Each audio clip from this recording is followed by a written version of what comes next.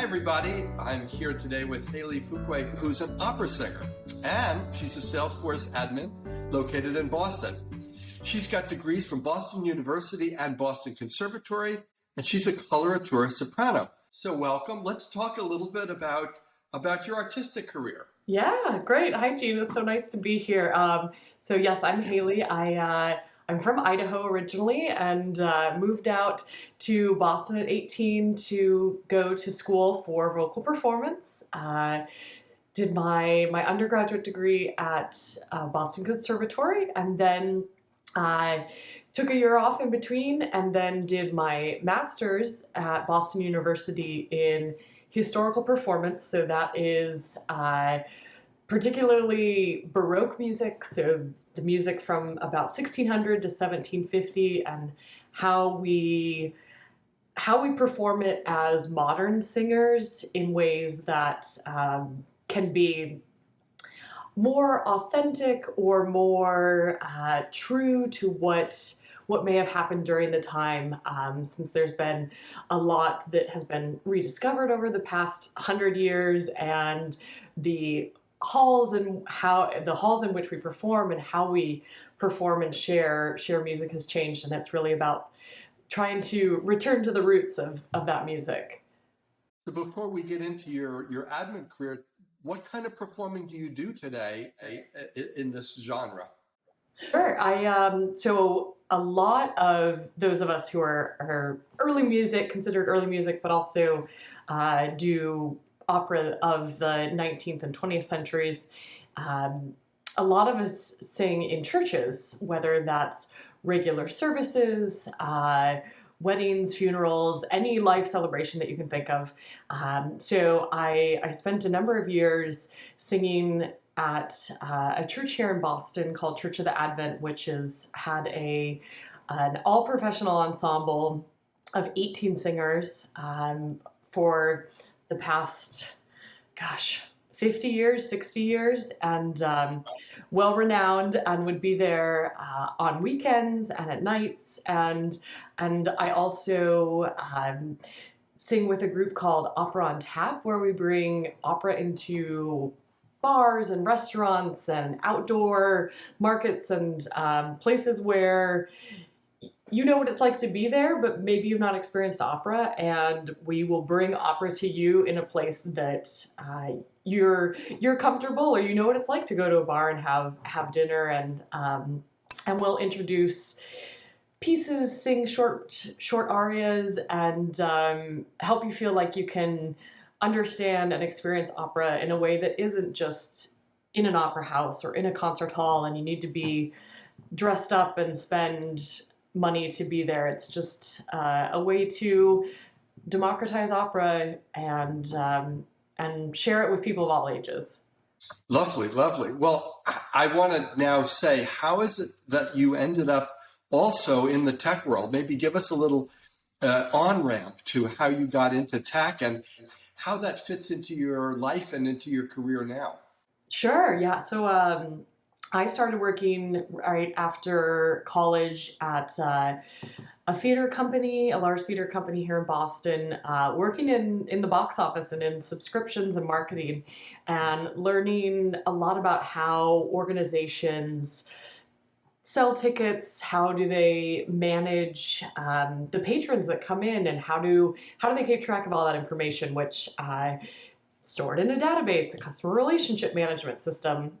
So I worked at a theater company and worked with a number of orchestras and opera companies, museums, using the systems that capture all this information. And for the majority of them, the underlying system is Salesforce. And so I really came into it through the lens of arts and culture institutions, where I was wanting to stay within, say, the arts world and nonprofit world, and work with a lot of organizations that were very closely aligned to what I was doing as a performer, even just here in the Boston area, and had a marketing agency for a number of years where we helped with all things marketing, but also with these organizations' data. Basically, how are you contacting your patrons? How are you capturing their information? How are you reporting on it? How are you using the system that you have paid for to the best of its ability? And so I served as really a consultant and part-time admin for a number of organizations across the country who would say, we don't have someone in-house who can do these things, but we know we need it. We need someone to help create reports, to make customizations, to make recommendations to us when we feel like something isn't working to the best of its ability.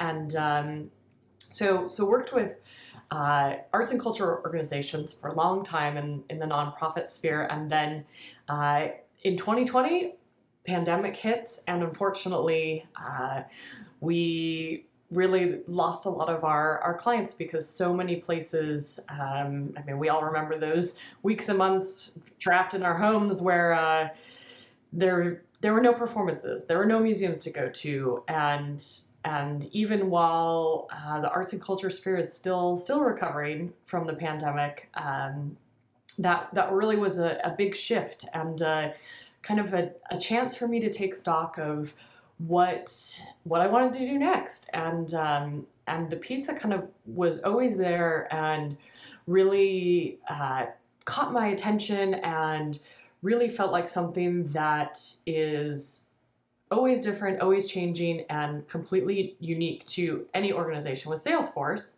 And so I decided to use some of my pandemic downtime and unemployment time as well to really dedicate myself to learning Salesforce more than I already did, and find ways to get certified as well as look for a job as someone in the Salesforce ecosystem, as an admin or business analyst or project manager. And now I serve as the senior Salesforce administrator for Yes Energy, which is a technology company that serves the North American nodal power markets, which if you don't know what that is, put a pause in it, go look it up later, but all around how we trade power, trade electricity, and say for developers who are looking, where should they put the next wind turbine farm or solar farm, or even someone building a large factory, where are the best places to police these things so that they can see what's best in terms of price of power, how much power is there, are there places where they're better than others, and then commodities traders use this information as well. So, but yes, I have found myself from starting in a box office to managing a Salesforce instance at a large company. Now, let me ask you a question that I think a lot of people will find interesting, which is, you've worked with arts organizations that use Salesforce. Now you're working with a corporation that uses Salesforce. Is there much overlap in the needs of the users, or are they in two different planetary systems? No, you would be so surprised to find how closely aligned they are, because when you kind of peel away the layers of the onion, as I call it, they come down to very similar questions. Basically, who are the people that we do business with, and what actions are they taking? So whether that's what shows do I subscribe to and how much do I donate a year for, say, an orchestra, versus with us, what are they ordering in terms of their subscription to our technology product, and who do they serve, and where are they located, and a lot of those really overlap in terms of the core functions that a Salesforce admin serves. Really, making customizations, helping with reporting, making sure that data is as clean as possible, and finding ways to make Salesforce easier to use for the people who need to access it daily, weekly, monthly. Now, let me ask, right. So let me ask you another question that I think a lot of people are thinking about. You have a background in music, you worked in the arts, now you're working with this energy company. Do you find the work that you're doing day to day creative and or challenging? Yes, incredibly. And, there's the creativity piece, I think, is the one that I really value the most, because Salesforce, while it is a customer relationship management system, every single Salesforce instance is different. Even if it's the same type of company, again, I've worked with probably 20 different organizations at this point, between my nonprofit work and where I am now as a Salesforce admin. And while the underlying pieces are the same, so much is different. And what is really rewarding and also challenging about it too is finding ways to make it the best it can be for the needs of the organization. So whether that is certain integrations, something that doesn't already connect to their Salesforce, or what are they using for marketing? And so many of these are, there's always a challenge to solve. There's always some piece of the puzzle to untangle, and you have to be really creative to, one, find these solutions, because in Salesforce there is no one right solution. There are many ways you can approach problems based on either your skill set that you have, how the organization uses Salesforce, as well as really what will make the most sense going forward. Is it something that you can manage? Is it something you maybe need a consultant to help with? Is it something that will work for your end users? There's so much about it that I can really kind of harness creativity. Especially, I was working on a project recently where I had to remove an old installed package that we no longer used, and was very entangled with the newer one we have now, and all these things that was really trying to make them function at the same time.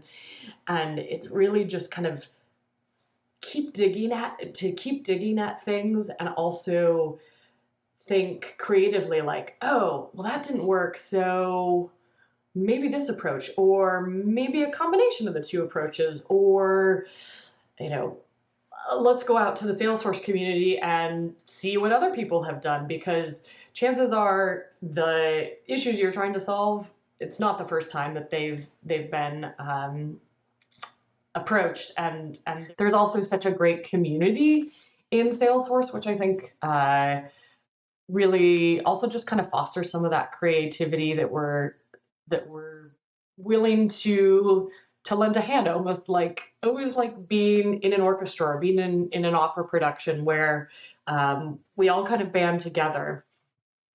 Well, you touched on something that I think is really important, and I think folks that are thinking about moving into this career may say to themselves, well, if it's not an arts organization, I might not be interested. The work won't have relevance, and it won't be creative for me. And I think you've basically hinted at a reality, which is that once you get to know almost any organization, the work, the solution you do as an admin becomes in and of itself creative, and that it doesn't ever get boring. And ultimately, no matter what kind of organization you work for or with, you've got some creative spirit. And that's one of the great things about the admin role. So with that, I wonder if you could give some advice for people that are, you early in your Salesforce world, about people that are thinking about getting into this. What advice would you have about how hard it is to learn, the process of getting a job, general career advice for those that are thinking about moving in this direction? Sure. Yeah. I mean, absolutely every day is different. There are a lot of things that remain the same in terms of training people, troubleshooting questions, doing reporting, but there's so much of every day is different. But also, in terms of myself as an artist, I find that I have energy for art making in addition to the work that I'm doing, which is really great because I know I have a lot of friends who also teach or have other directly related jobs in the music field, and often I find that they feel a bit drained by the end of the day in terms of, say, having time to practice or having the energy to go to a rehearsal in the evening. And there can be a lot of flexibility in doing admin work. I feel very lucky that I can practice on my lunch break here in my home office. You see my piano behind me, and but really if you think about learning a piece of music, so much of it is taking the knowledge that you have, but also applying this kind of hunger and thirst for diving into something, learning more. And I really found for myself, I used Trailblazer was an absolute vital part of how I learned and how I kind of grew my knowledge over time, but also having certifications has really been something that has been also vitally important to launching a career in the Salesforce ecosystem, because those certifications are essentially a stamp of approval in addition to, say, the work experience that you have or life experience that say, yes, I know what I'm talking about, or I understand these concepts well enough to be able to make recommendations or know how to solve these issues when they happen. And like I said before, the online community is really great, and there are a lot of places, Stage and Screen Careers being another one of them too, that can help get you on your way and give you some of that foundational knowledge that, combined with some real work experience, can really get you to that next place. There are, in terms of, say, just finding a role, there's a lot of organizations where they're looking for a junior Salesforce administrator or someone who might be more of a business analyst or say could do some building of declarative apps. And so there's kind of that and perhaps more the for-profit sphere. But I found that there are a lot of nonprofits too that are using Salesforce that can really use someone who just, again, they need part-time help for some of these questions that they're trying to ask and solve, whether it's reporting or about their patrons, and that there's also some volunteer work out there that can kind of help launch you, because a lot of times there's that combination of, yes, you might have certifications, but where is the actual experience in terms of using the platform that can really help land that first role that does have more responsibilities, and again, perhaps comes with a larger title too. Great. Well, listen, this has been so interesting and so helpful, and I really wonder if you have any final thoughts on your life, which is really a remarkable combination of tech and arts. I'd love to close out with any final thoughts you have. Sure. Yeah, I would say you'll find discoveries every day in working with Salesforce, but also an entire new community of smart, creative people who love to solve problems. As someone who who works, who works as an artist, but also worked in the nonprofit arts and culture sphere for so long. It's been so wonderful to meet colleagues and mentors and just people outside of what we kind of call, the bubble as being an artist. And I think if you really open up yourself to what those possibilities are and what that path might be, because if you told 21-year-old me that this is what I'd be doing now, I would have laughed and said, no, that's absolutely not where things will go. But it's in the end, and where I find myself now, I'm happier. I have more time for my art. I have the flexibility to do my art, and I also really love being a part of a company that's helping with the energy transition. And that's something, again, I just never thought I would find myself involved with. But I think just take the risk and also be willing to fail, because you'll fail certification tests, you'll fail, the job search, you're not necessarily going to land the first one, but as a musician, we know about rejection. We know about what it's like to prepare for auditions and this and that, and just use that mindset that we've trained so long for and apply it to this work, and you'll find that it is so rewarding and challenging, but also really fun. Well, you have summed it up beautifully, and I just want to thank you for taking the time to chat with me, and really appreciate your insights. Thank you so much. Thanks, Gene. Yeah, it was great to join.